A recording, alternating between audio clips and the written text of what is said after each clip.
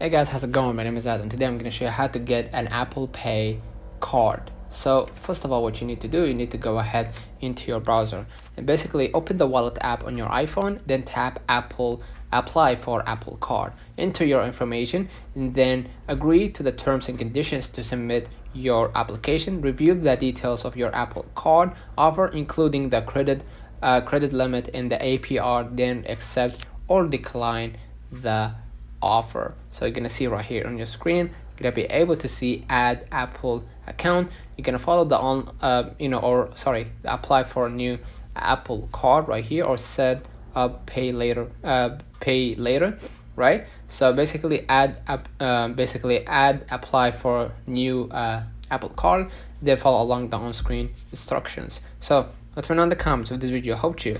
Don't forget to like and subscribe, turn on the notification bell to receive every video we upload. Thank you for watching. We will definitely see you in the next one.